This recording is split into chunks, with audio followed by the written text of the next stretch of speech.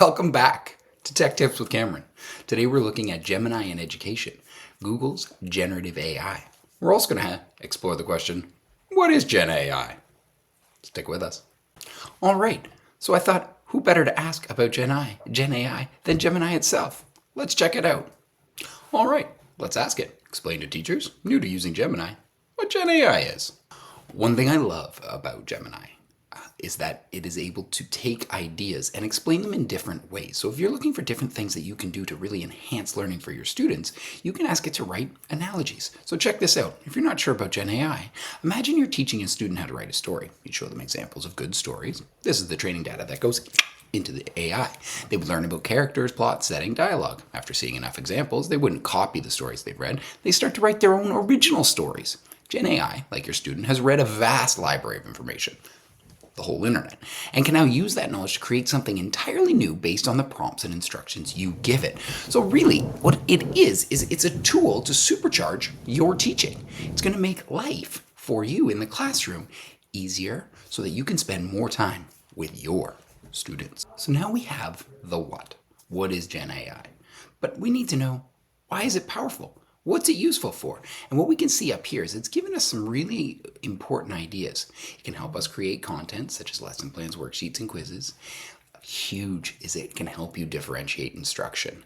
You can quickly create multiple versions of a text at different reading levels, so you can hit those high level, medium level, and lower level students. You can also have it generate practice problems. You can also have it build vocabulary lists on content that you've given it.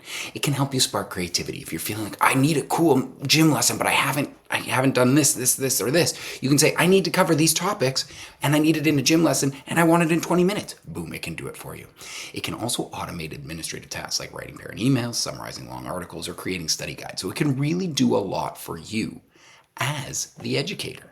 Okay, so let's look. Let's ask for 3 reasons explained in simple dot jots, remembering the clearer the prompt is, the better the responses are going to be, that teachers should start with Gemini this week. Let's see what it says. So, according to Gemini, we can save time on our everyday tasks. We can instantly create classroom materials. Instead of starting from scratch, you get a head start. You can ask it to generate specific materials you need right now. 5 multiple choice review questions. Give me a fun hook. One thing to always remember, it does have an American slant. So if you need something Canadian based on Canadian content or Ontario curriculum, you can actually add in the content you need by uploading those files. Click it, put in the Ontario curriculum, and you are all set. Now, is this all we need to know? No. We need to make sure we have some careful considerations. Let's ask it. What are 3 careful considerations teachers in the HDSB in Ontario should keep front of mind? This will draw the sources to be focused on what we need in our board. So remember, the more specific you are in the prompts, the better the results are going to be. Let's ask and see what it says. Now, I need to know more. I want to dive deeper into safety and privacy. So I'm going to ask it, can you tell us more about safety and privacy in 3 simple sentences? All right, so here we have it, safety and privacy in 3 sentences. Beautiful. Under our license, Google will not use our data to train its public AI models. Even with this protection, though, we have a professional duty to avoid entering students' personal or identifiable information into any third-party system. The safest approach is to always keep your prompts general and anonymous to protect student confidentiality. Now, we're always talking about the human in the loop. Keep the human in the loop. So why is that so important? It's really to maintain our professional judgment. Remember, we want to ensure accuracy and safety. AI can be very wrong. It gets confused. You need to be critically thinking about it, and that's another amazing skill we can teach our students.